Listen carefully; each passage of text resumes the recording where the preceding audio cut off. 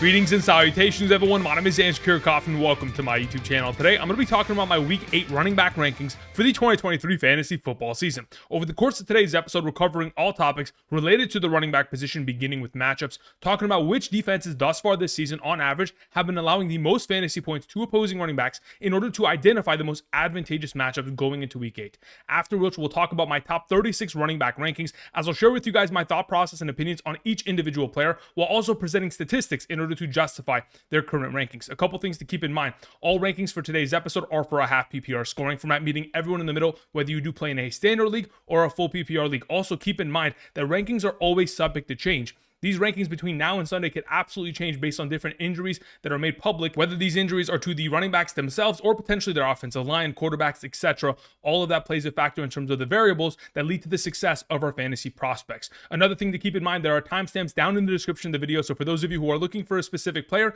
be sure to go ahead, travel down there. While you're down there, if you haven't yet already, be sure to subscribe to the channel. Again, we're making daily fantasy football content for the entirety of the 2023 season with the singular purpose of trying to help you win a fantasy football championship. So if you have not yet already, be sure to go ahead and do so today. Thank you very much for the support. All right, let's get into talking about the running back position, specifically matchups like I mentioned. Thus far this season, on average, the Carolina Panthers have been allowing the most fantasy points per game on average to opposing running backs in terms of running back rushing statistics isolated. Now, like I've mentioned in the past, the overall upside of receiving statistics for a running back isn't determined by the matchup, but rather the overall tendencies of that offensive coordinator and that quarterback to check it down to their running backs. A la, for example, Derek Carr throwing the ball to Alvin Kamara as much as he has over the course of this season.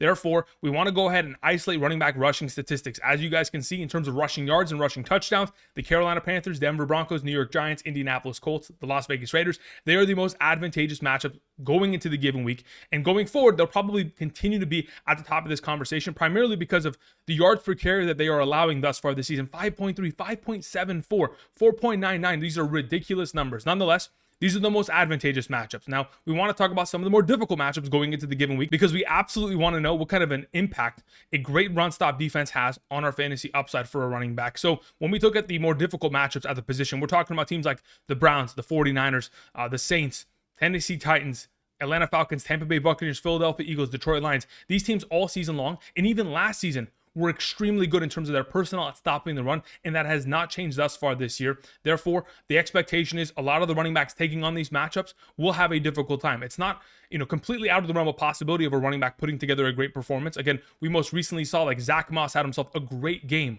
against someone like the Tennessee Titans. We saw Alvin Kamara still have himself a great performance against the Jacksonville Jaguars because rushing statistics isolated isn't the only thing that has upside. There are still receiving statistics that aren't taken into account. Specifically, Alvin Kamara had himself a bunch of receptions against Jacksonville, which made his week. Nonetheless, just wanted to go ahead and give you guys some perspective on the matter before we transition into talking about my top 36 running back rankings. For those of you who are trying to stay up to date on my latest rankings, again, besides going ahead, subscribing to the channel, checking out the live streams on Saturdays and Sundays, you can also go ahead, check out the Patreon, or travel down to the description of the video and check out Underdog Fantasy. At this current moment in time, if you sign up using code Andrew and make a first-time deposit minimum of $10, not only are you going to get a first-time deposit match up to $500, you're also going to get my rankings sent to you from my email directly to yours every single Sunday morning for the remainder of the season. These rankings are by position, by tier, flex rankings included, half PPR, full PPR, all-inclusive rankings, so that regardless of what you're doing on Sunday mornings, you have an advantage upon your league mates for the remainder of the season so we can capture a 2023 fantasy football championship.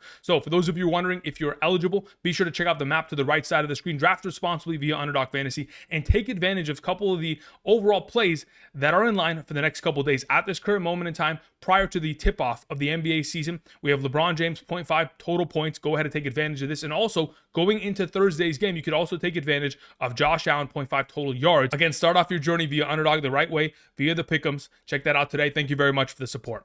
All right, let's get into talking about my top 36 running backs for Week 8 of the 2023 fantasy football season. Christian McCaffrey is obviously number one. We have no teams on bye, so we're going to have a lot of elite running backs in this overall conversation. But the fact of the matter is, Christian McCaffrey, 7-8 days ago, was in a position where we're like, man, he has an oblique injury. There's a chance that he could miss this week. And then all of a sudden, last night, Monday Night Football, not only did he play, but he played 100% of the offensive snaps. Unbelievable what Christian McCaffrey is capable of doing, even while injured. 21 fantasy points, scored 2 touchdowns, 1 on the ground, 1 through the air. That's 16 consecutive games, including the playoffs, in which he has scored at least 1 touchdown minimum.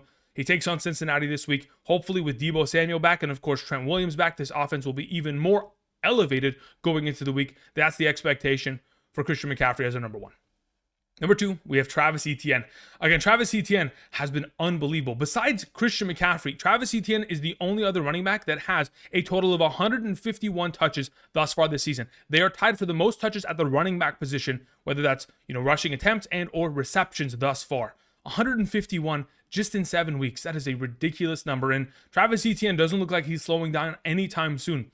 Against the New Orleans Saints last week, played 88% of the offensive snaps, had 2 rushing touchdowns, had himself 17 total touches, and continues to maul defenses as the Jacksonville Jaguars offense has looked great, even with, the questions of whether or not Trevor Lawrence was going to be healthy last Thursday. He looked fantastic himself. Now, as their momentum continues, we know that Travis Etienne, set it and forget it. He's an automatic start. They take on the Pittsburgh Steelers this week. The Steelers are the 7th best matchup in terms of running back rushing statistics isolated. They're allowing 15.87 to opposing running backs thus far this season on average. Of course, they just gave up a boatload of potential yards and fantasy points to Darrell Henderson and Royce Freeman last week. The expectation is another big week here for Travis Etienne. Moving on to Raheem Mostert, our number 3. I know that Raheem Mostert's overall performance against the Philadelphia Eagles was quite underwhelming, but what are we to do? We have to start him, considering he is at the top of the league in terms of overall touchdowns scored, next to guys like Travis Etienne, next to guys like Christian McCaffrey. Thus far this season, he has scored 11 total touchdowns. When you compare Mostert's individual touchdowns scored compared to, for example, the team he's playing this upcoming week, the New England Patriots as an offense have only scored 11 total touchdowns in 7 weeks. Just putting that into perspective, Raheem Mostert has been an unstoppable force, and even though he's coming off of a matchup last week, which it was difficult taking on the Eagles, we have an opportunity for Raheem Mostert to get back on track. Week 2 of this season against the New England Patriots, 18 carries for 121 yards, 2 rushing touchdowns, 1 reception for 6 receiving yards, 25 fantasy points. The expectation is hopefully something very similar. He's coming off of a week in which he only played 53% of the offensive snaps, but for those of you who are thinking there'd be more utilization of Jeff Wilson Jr., Salvin Ahmed played 37% of the snaps, and Jeff Wilson Jr. only played 14%. Raheem Mostert should be the clear back and, of course, scoring a bunch of fantasy points within the given week. Moving on to our number 4, we have Breece Hall, the thumbnail of today's episode. Breece Hall is coming off of the bye week. The last time we saw him in his last 2 performances, 25 and 17 total touches, 26.9 fantasy points and 17.8 fantasy points. Now that Breece Hall is being given the full workload of opportunity within this New York Jets backfield, the expectation is that he's going to continue to rack up great performances, especially considering they take on the New York Giants. The New York Giants are allowing 19.06 fantasy points per game thus far this season on average to opposing running backs. That's the 3rd best matchup at the position. Like I mentioned earlier, they're allowing 4.99 yards per attempt. Now, besides the rushing utilization that we'll see out of Breece Hall, we're also going to see him get himself more utilization within the receiving game. In his last 2 games that he played, week 5 and 6, he had himself 8 targets, 8 receptions, 71 receiving yards, 34 routes run. In terms of a target rate, overall targets per route run, he had a 24% target rate, which means he was getting targeted 1 out of every 4 routes that he was running over the course of the last 2 games, which again is a fantastic number to see. Moving on to our number 5, we have Jahmyr Gibbs. The expectation is that David Montgomery may end up missing another week, and considering how well Jahmyr Gibbs played in that second half and how incredible he was, whether it was on the ground and through the air, I think there's a little bit more confidence within the Detroit Lions organization that, all right, David Montgomery, you could take another week off. You don't have to rush your injury and go ahead and return to us. We have someone that can absolutely carry the load. 23 fantasy points from Jahmyr Gibbs. Finally scored his first touchdown of his NFL career. 11 attempts for 68 rushing yards. That in itself, incredible. On top of it, 10 targets, 9 receptions, 58 receiving yards. Unbelievable numbers. These are the numbers that we anticipated to see from someone like Jahmyr Gibbs prior to when the season began. Now, sure, he wasn't going to get all of the opportunity, and he's not going to consistently see himself 10 targets a game. But the fact of the matter is he's capable of achieving these numbers when given ample opportunity, which, again, we haven't seen in many circumstances thus far this season. But for another consecutive week, as the lone lead back of this team, taking on the Las Vegas Raiders, the 5th best matchup at the position, as they have allowed 16.5 fantasy points per game to opposing running backs, a 4.36 yard per carry average. My expectation is that Ben Johnson, the offensive coordinator of this team, is going to continue to scheme up more opportunities for Jahmyr Gibbs to find himself success within this offense. I'm expecting the Detroit Lions to bounce back after having such a poor performance last week and obviously take it out on the Las Vegas Raiders on Monday Night Football. Moving on to our number 6, beginning the 8th tier, we have Jonathan Taylor. It's slowly becoming the Jonathan Taylor show. Even though Jonathan Taylor and Zack Moss both played 50% of the offensive snaps, and both of them had 18 total rushing attempts, My expectation going forward, again, is that Jonathan Taylor is going to begin to separate himself within this backfield. Coming off of a performance of 19.5 fantasy points, 18 carries for 75 rushing yards, a rushing touchdown, 4 targets, 3 receptions, 45 receiving yards. And in terms of his overall next-gen stats, rushing attempts, a lot of it was positive. Yes, it was a tough matchup against the Cleveland Browns defense, but nonetheless, he was able to find himself a lot of success within the matchup. Going up against the New Orleans Saints, yes, it's going to be another one of these more difficult matchups, but we're not too worried about it considering we have seen teams find success in terms of running the ball against the New Orleans Saints. We even saw a third-string offensive line from the Houston Texans accumulate 100 total rushing yards from their running backs within that given game. So I'm not too concerned about what Jonathan Taylor will be able to accomplish against that team. The only thing that concerns me going forward is the fact that Gardner Minshew on Sunday's game against the Cleveland Browns on 2 different occasions, read option, kept the ball and scored 2 rushing touchdowns. No one was expecting that Gardner Minshew was going to keep the ball in those scenarios and run for touchdowns. I'm sure this upcoming week, someone on the New Orleans Saints, whether it's an outside linebacker or a defensive end on the backside, is absolutely going to be responsible for Gardner Minshew, which is only going to open up more running lanes for someone like Jonathan Taylor. I'm expecting another great performance from him this upcoming week.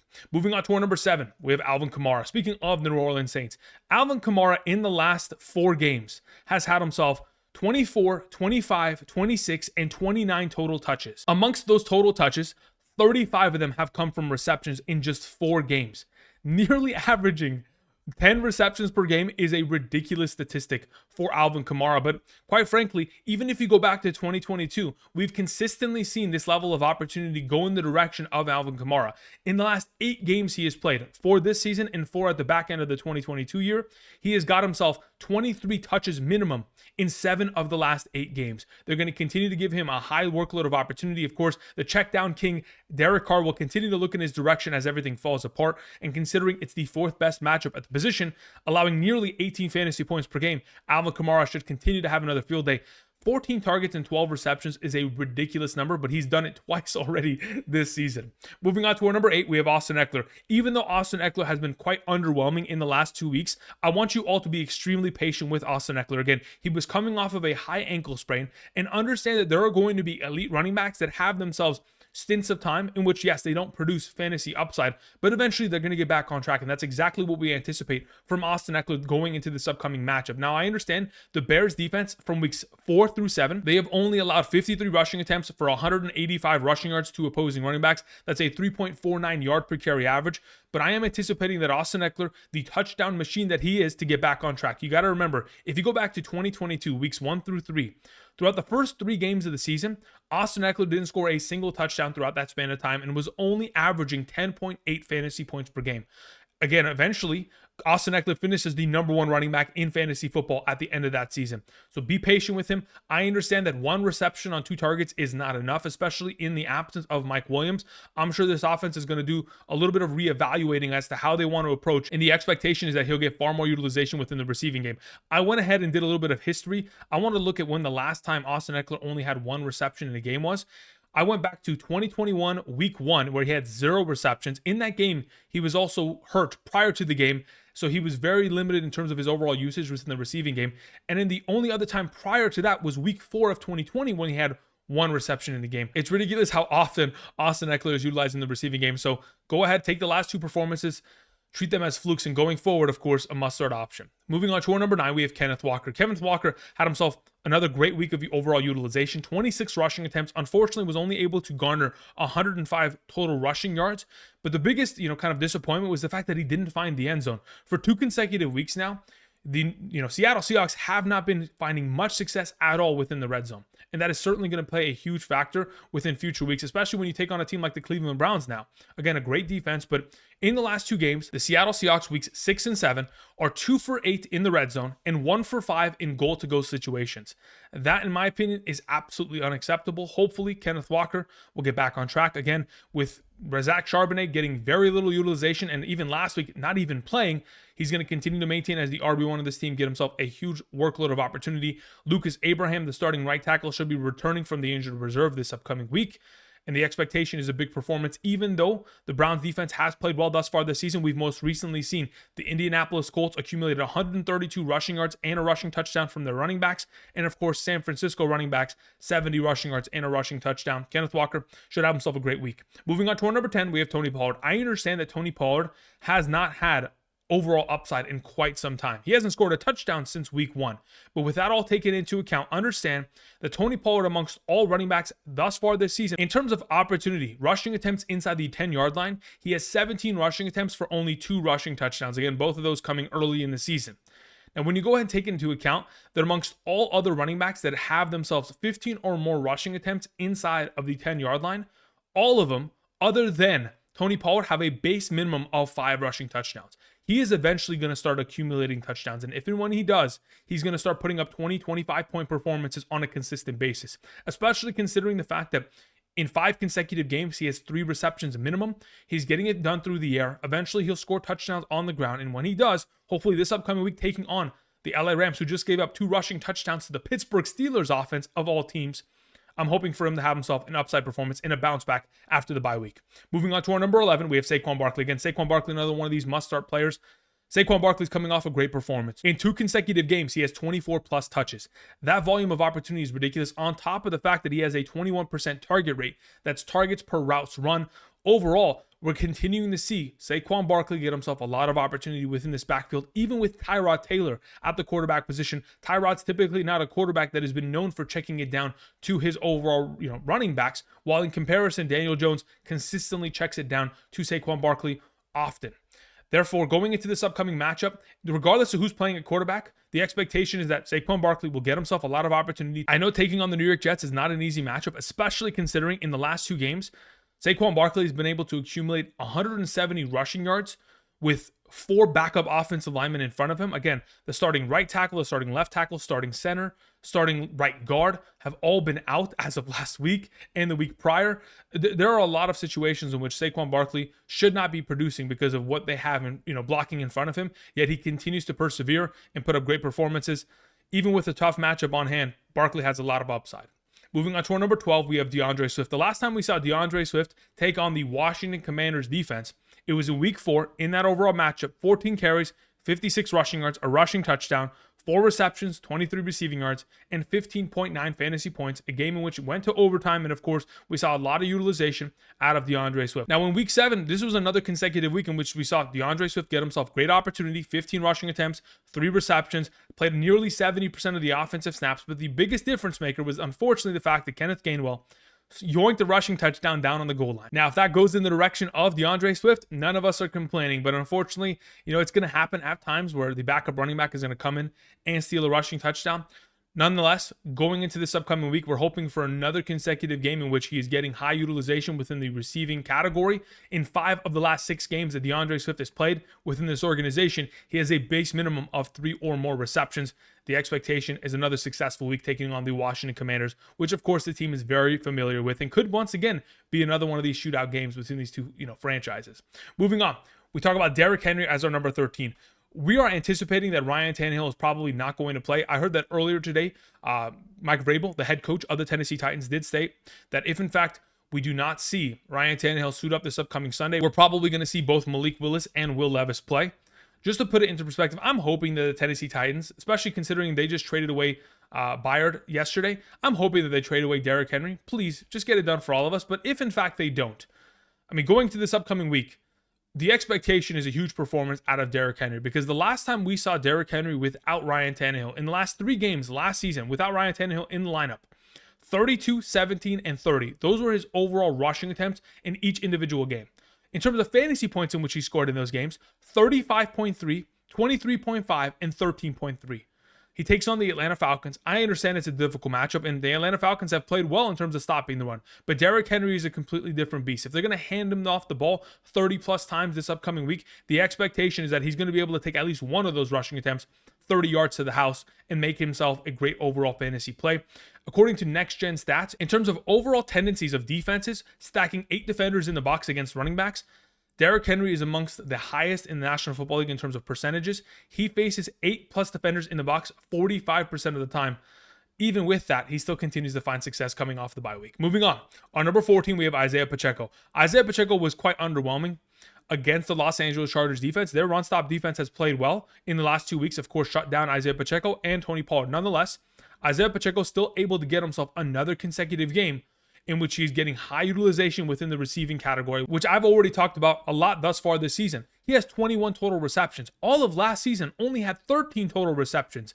Just putting that into perspective, he is becoming the true 3-down back of this offense. Scored himself a receiving touchdown, 14 plus fantasy points, has an opportunity this upcoming week of taking on the Denver Broncos once again. Again, this is twice in the last 3 games. They are very familiar with one another. In week 6 against the Denver Broncos, 16 carries for 62 yards, 6 receptions, 36 receiving yards, 12.8 fantasy points. That's 5 consecutive games of 12 or more fantasy points for Isiah Pacheco. That's what I'm anticipating this upcoming week. Against the Denver Broncos, again, technically they're the second best matchup at the position, but when we go ahead and exclude the Miami Dolphins matchup, where of course the Miami Dolphins accumulated 350 rushing yards and 5 rushing touchdowns from their running backs, they're still allowing top 12 numbers to opposing running backs, 14 fantasy points per game in terms of running back rushing statistics isolated. Pacheco's a fantastic play. Moving on to our number 15, we have Darrell Henderson Jr. Darrell Henderson, again, if he's going to continue to maintain the starting role within this offense, which he will, of course, he is going to be relevant. Like I mentioned yesterday, Darrell Henderson, in games in which he's been given 15 or more opportunities since 2020, he is averaging 15.06 fantasy points per game in the last 15 games in which he's been given that level of opportunity. When we go ahead and look at Kareem Williams thus far this season, from weeks 1 through 6, every single game for Kareem Williams this season has been a base minimum of 15 opportunities. Therefore, I'm anticipating Darrell Henderson to have himself a great performance against the Dallas Cowboys defense. I know many of you in the comment section for yesterday's video said, well, Andrew, Darrell Henderson went back to the practice squad. I did went ahead and kind of explain it to you guys, but I'll go ahead and once again, I'll reiterate what I was saying in the comment section. Darrell Henderson was initially signed to the practice squad. He was eligible to be elevated to the main roster within the given week. They went ahead and elevated him. Every team has the opportunity of elevating 2 practice squad players every single week. So they elevated Darrell Henderson. After the week is concluded, he has to go back down to the practice squad. Now, they don't have to elevate him until Friday, which will probably be the case. They'll elevate him once again, but you can only elevate a practice squad player 3 times within a season before the 4th game. The 4th game, if you want to elevate him, you have to sign him to the main roster. He'll be the starting running back until week 12. So eventually they're going to have to sign him to the active roster, whether that's tomorrow, whether that's next week, time will tell, but do not worry about the fact that he was moved back down to the practice squad because he was originally signed there, and that's just how the entire NFL functions in that overall capacity. All right, moving on to our number 16, we have Dameon Pierce. Dameon Pierce is coming off of the bye week, and quite frankly, Dameon Pierce has played very underwhelming football thus far this season in comparison to what we anticipated, in comparison to what we saw last year, but take into account his offensive line has been battered all season. But now that we're getting a little bit of health, now that we're getting a lot of these starting offensive linemen back, we're in a situation here where Dameon Pierce has an opportunity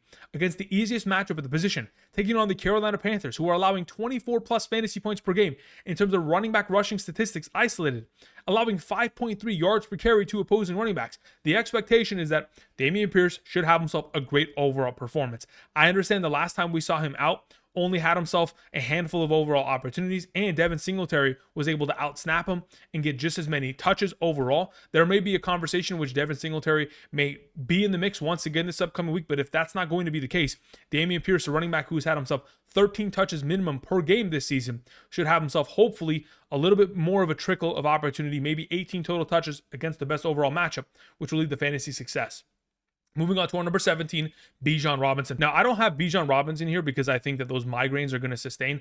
I'm not a medical professional. I don't know how that works. We'll figure it out. But I'm anticipating that Bijan Robinson will be healthy for the remainder of the season.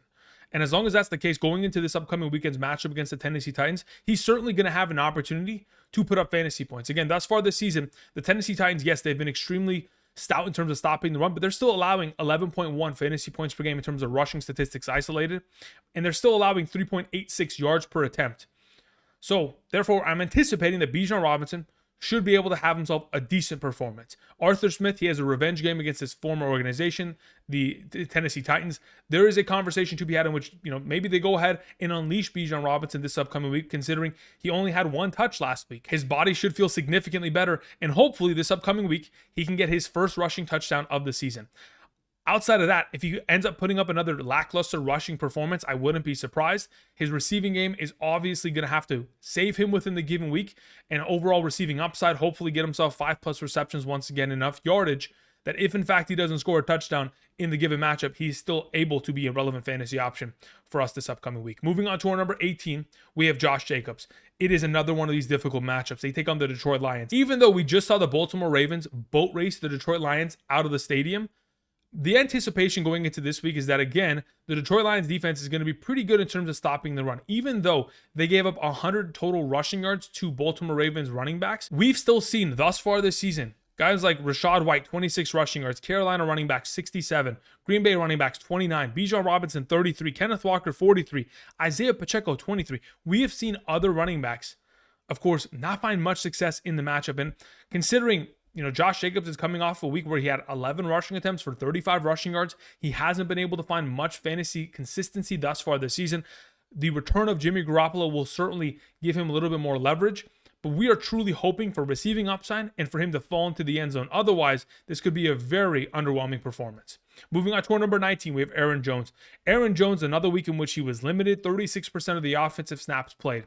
Had himself 13 overall opportunities, 10 overall touches, over 50 overall yards. I mean, again, if you're going to continue to be limited and he is still not going to be at 100% going into this upcoming Friday's practice, then once again, he'll be dropped to like the number 30th ranked running back, because I wouldn't really anticipate upside if he's only going to play 30% of the overall snaps. I would anticipate that A.J. Dillon for another consecutive week could have himself a great performance. Now, hopefully, Aaron Jones will be healthy, and if and when he is, he takes on the Minnesota Vikings this week.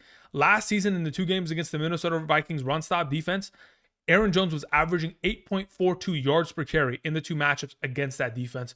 I'm hoping for him to be healthy and at a capacity which, of course, he's ready to catch a bunch of passes out of this backfield and finally get back to being the Aaron Jones we know and love.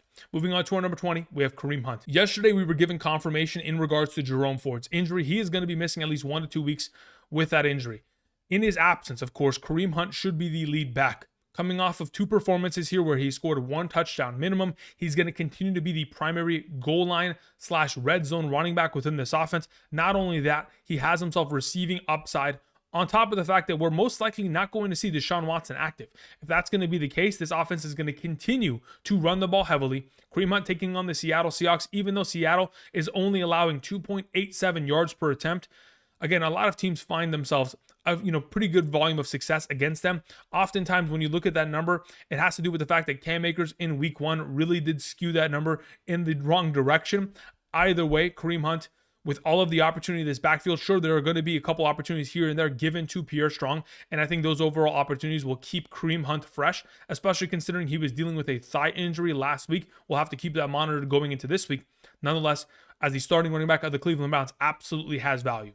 Moving on to our number 21, Rhamondre Stevenson. Rhamondre Stevenson, 2 consecutive weeks, has had a goal line rushing attempt stolen from him by Ezekiel Elliott. Going into this upcoming week's matchup, hopefully Ezekiel Elliott will stay away from the red zone, stay away from the end zone, and allow Rhamondre Stevenson to find himself more fantasy upside. He's coming off of an 11.5 point fantasy performance, primarily because of his overall receiving upside. 6 receptions on 6 targets, 51 receiving yards saved his week. They take on the Miami Dolphins. It's an advantageous matchup, to say the very least. They're allowing 14.53 fantasy points per game to opposing running backs. That's the 9th best matchup at the position. And back in week 2 against the Miami Dolphins, we saw Rhamondre Stevenson accumulate 15 attempts for 50 rushing yards, 1 rushing touchdown, 3 receptions for 10 yards, 13.5 fantasy points. I'm hoping for a solid 12 to 15 point performance from Rhamondre Stevenson, but if we're not able to find the end zone, I'll take a 10-point game every single week. Moving on to our number 22, we have Joe Mixon. Now, for a second consecutive year, Joe Mixon, unfortunately, is being bamboozled by his offensive line. Every time they get to the goal line, every time they get down to the red zone, for some reason, the offensive line forgets how to block. I don't know what it is. They pay those men a lot of money, but they can't get it done. Amongst all running backs thus far this season who have themselves 3 or more goal line rushing attempts minimum, there are only 3 running backs that don't have a touchdown with those overall opportunities. One of them being Joe Mixon, unfortunately. You go back to last season, Joe Mixon, from weeks 1 through 8, had only scored 3 total touchdowns. In weeks 9 of last season, scored 5 touchdowns against the Carolina Panthers, had himself an incredible week, and it was great. But we're seeing very similar overall, touchdown opportunity thus far this season. From weeks 1 through 7, again, obviously coming off of the bye week, he has only scored 1 rushing touchdown. I'm expecting to see more rushing touchdowns accumulated, especially considering he's a guy that has had himself 15 touches per game minimum. Even though he hasn't been efficient with his overall touches, this is an offense that is absolutely going to have opportunities in the red zone very often for the remainder of the year. I'm hopeful for a touchdown this upcoming week. They take on the San Francisco 49ers, who have not played well as of late. Maybe Joe Mixon could take advantage of that opportunity. Moving on to our number 23, we have James Cook. Now, James Cook has been very efficient. Like, in comparison to Joe Mixon, we're talking about an inefficient running back to an efficient running back. And it is very much so surprising that they don't give James Cook the ball more in Buffalo.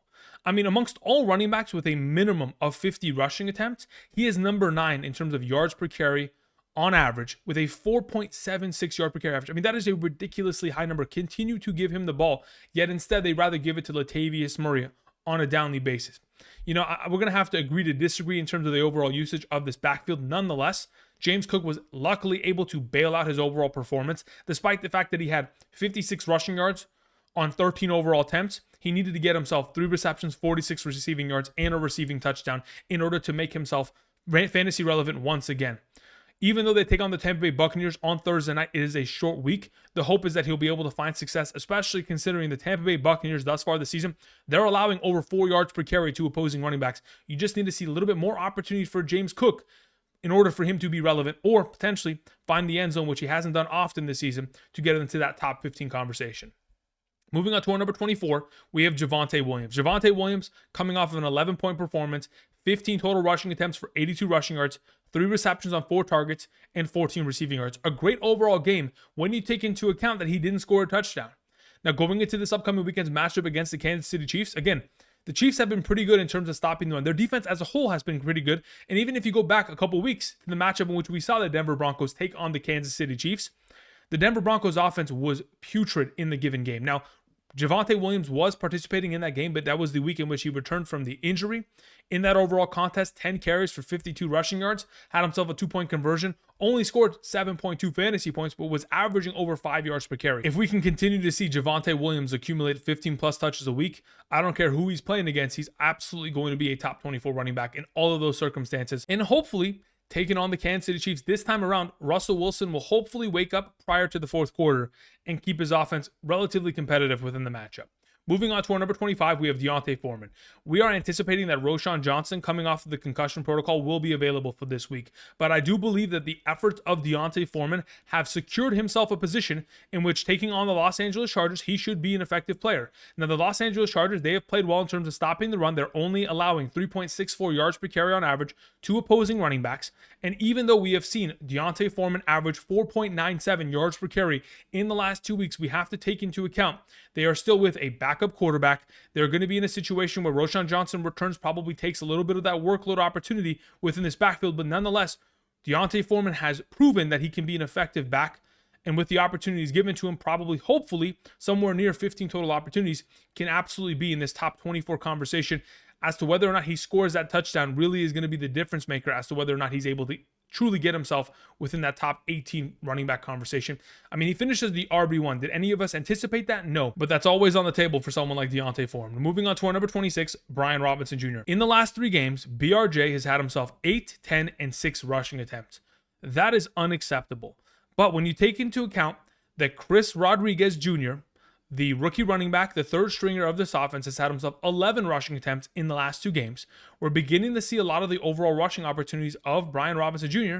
taken away from him, unfortunately. And considering how effective Chris Rodriguez Jr. has been, there is a potential in which, unfortunately, Brian Robinson loses himself out on some opportunities. They do take on the Philadelphia Eagles. It is a very difficult matchup, even though in week 4 against the Philadelphia Eagles, we saw Brian Robinson Jr. put up 14 carries for 45 yards and a rushing touchdown, 12.1 fantasy points. He also fumbled the ball into the end zone, in which Terry McLaurin recovered the ball. We should have seen, at very least, an 18-point performance against the Philadelphia Eagles last time out.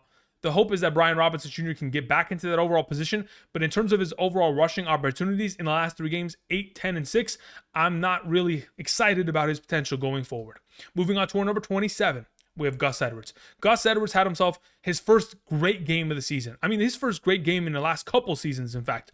20.9 fantasy points, 14 carries for 64, a rushing touchdown, had 1 singular reception for 80 receiving yards, and was hawked at the end of that play. Nonetheless, played 50% of the offensive snaps, continues to dominate the overall workload within this offense. And if, in fact, the Baltimore Ravens can come out And just like they did to the Detroit Lions defense, just buzzsaw them down the middle and continue to put up a high volume of points against the 8th best matchup at the position, taking on the Arizona Cardinals, allowing over 4.5 yards per carry to opposing running backs. The expectation is that, of course, Gus Edwards should be a special play within the given week and has the opportunity of course, being far better than number 27. Moving on to our number 28, we have Rachaad White. Now, like we've seen all season, Rachaad White has not been effective in his overall rushing opportunities. In 4 of his 6 games that he has played, he has had fewer than 40 rushing yards. That is not going to get it done. But luckily, in week 7, 6 targets, 6 receptions, 65 receiving yards. Not only was this the most targets he has seen this season, the most receptions, the most receiving yards, he had himself 62 yards after the catch on Sunday. That is a ridiculously high number. Luckily for him, they take on the Buffalo Bills, the 10th best matchup at the position. You want to succeed against the Bills, run it down their throat. Do it on a consistent basis as they are allowing 4.93 yards per carry. Now, in the last 2 games, we have seen offenses, specifically the New York Giants and the Jacksonville Jaguars, they ran the ball with their running backs 29 times against this defense.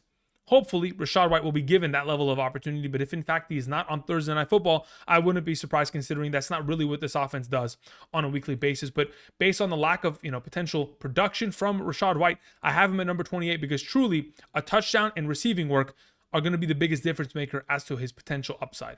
Moving on to our number 29, Najee Harris. Welcome back, Najee Harris. He had himself a solid week. I ranked him a little bit higher on Sunday morning. I was hopeful that the matchup against the LA Rams, considering the Rams have struggled in terms of stopping the run this season, would be enough for Najee Harris to potentially have himself a solid week. He did.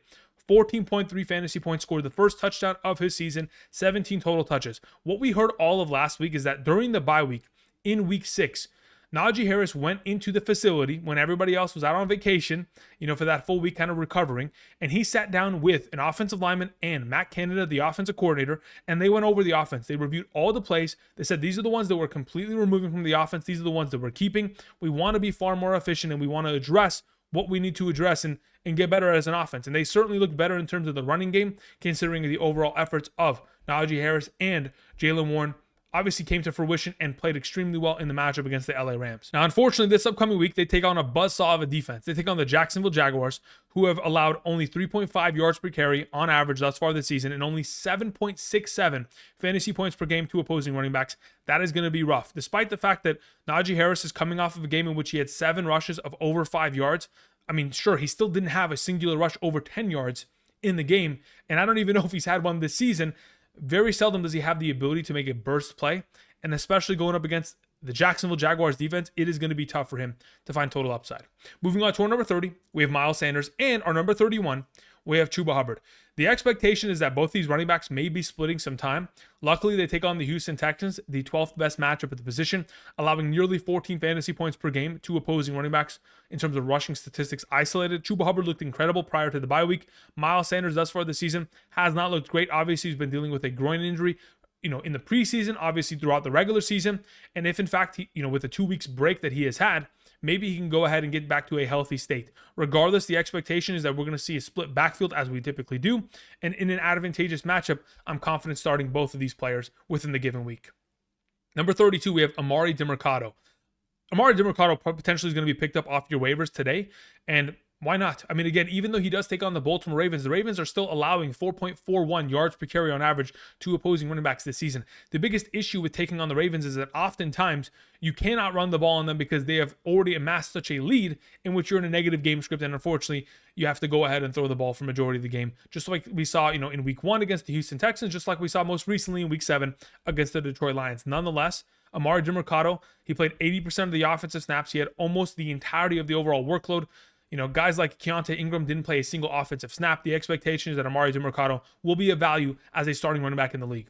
Moving on to our number 33, Alexander Mattison. I don't know what exactly we're going to see going forward. Alexander Mattison was shaken up at the end of the first half. There was a hit in which he went down. He was slow to get up. Obviously, his teammates let him up. They spiked the ball. He left the game. He went off to the sideline. Eventually, throughout that game, he did reappear, but we did see a lot more of Ty Chandler and, of course, Cam Akers within this game. I don't know if this was intentional. I don't know if this was a matter of Alexander Mattison not being fully healthy because of the hit that he took at the end of the first half. We're going to have to keep that monitored. But going into the given week, taking on the Green Bay Packers, it is the 6th best matchup. We have seen the Minnesota Vikings tear apart this defense on multiple occasions over the years, and hopefully Alexander Mattison is up for the task at hand, but he'll need to have enough opportunity and not be splitting the backfield in order to amass the overall volume of fantasy points he'll need to be fantasy relevant. Moving on to our number 34, we have Jaylen Warren. Jaylen Warren didn't see himself any receiving work. Luckily, bailed out his overall performance with a rushing touchdown. Him and Najee Harris both getting themselves red zone utilization, both getting themselves receiving usage. These are going to be things that are going to be consistently going back and forth. But as of right now, the biggest concern that I have with Jaylen Warren is the fact that they take on Jacksonville. Sure, he may have himself receiving upside, but in a half PPR comparatively to a full PPR, not as dependable. And therefore, if he's not getting himself, the yardage that he needs, a couple of receptions here or there is going to be the make or break difference as to whether or not he'll be able to go ahead and be fantasy relevant in the top 36 capacity. Moving on to our number 35, we have AJ Dillon. Under the assumption that Aaron Jones is at a full capacity, I would anticipate that AJ Dillon does not end up getting himself 17 total touches like he did against Denver. Now, if in fact Aaron Jones is limited and AJ Dillon is going to be the primary starting running back, we're going to fire him up exactly where Aaron Jones is. We'll just swap them both. And in the last 3 games in which we have seen AJ Dillon take on the Minnesota Vikings, he has scored 4 rushing touchdowns. The expectation is that AJ Dillon in a division rival matchup should have himself a fantastic performance. Again, he's just going to need the opportunity. We're going to have to keep that monitored as the week progresses. Moving on to our number 36, we have Zack Moss. They take on New Orleans. I'm anticipating that even though him and Jonathan Taylor both had 18 rushing attempts and both of them played 50% of the offensive snaps, eventually Zack Moss will be withered down in terms of his overall opportunity. And when that takes place, specifically up against the New Orleans Saints this upcoming week, he will be of a lesser value. That doesn't mean that he can't take a running attempt and go to the house and score a touchdown. It just means that I just don't expect him to score a high volume of fantasy points on a consistent basis. And our honorable mention, number 37, to close out today's video, is Devin Singletary. They take on Carolina. As highly as I've ranked Dameon Pierce, I do want to put it out into the ether that there is a potential in which Devin Singletary begins to get more workload like he did back in week 6 prior to the bye week. And if that continues to sustain, potentially could be of incredible value going up against the Carolina Panthers, the best matchup at the running back position going into the week. All right, that's going to cover it for me today. Thank you, everybody, for watching. If you have not yet already, click the like button down below, subscribe to the channel below. Also, check out Underdog Fantasy. I'm going to go ahead and share with you a pick that I have for later tonight so that we can go ahead and start out the NBA season correctly. But man, have I been unlucky as of late. Brock Purdy threw that interception and killed my pick'em slip yesterday. But let's go ahead and let's get back on track with some NBA plays. Going into tonight's games of the NBA season, of course, we have the Lakers taking on the Nuggets. There is the play of 0.5 total points from LeBron. I've already gone ahead and I soiled that with trusting that Brock Purdy could, at least not throw 2 picks last night. He threw 2 picks. Nonetheless, Rui Hachimura, 13.5 points and rebounds. He was able to accomplish that in all 4 games against the Denver Nuggets in the playoffs last season. We have Keegan Murray. They take on the Utah Jazz. Every single game last season was easily able to surpass 13 points. He's a younger player, but he's continuing to progress. I'm expecting him to have another one of these great performances tonight against the Utah Jazz. I've already gone ahead and put together some plays here. These are some ridiculously low numbers. Like Breece Hall, 62.5 rushing yards against the Giants. That's a low number. A.J. Brown continuing to put up 100-plus yards. He takes on Washington again. That's the best matchup at the wide receiver position. And, of course, George Pickens taking on the Jacksonville Jaguars. They're not going to be able to run the ball much. And George Pickens is coming off of back-to-back games of huge receiving yard totals. So I'm expecting that to be another one of these great plays. I want to grab these plays early in the week because, again, the lines are going to move as the week progresses. But nonetheless, just sharing with you guys a couple picks. Outside of that, thank you, everybody, for watching. We'll be back with wide receiver rankings tomorrow. Until next time, I'll see you guys. Peace.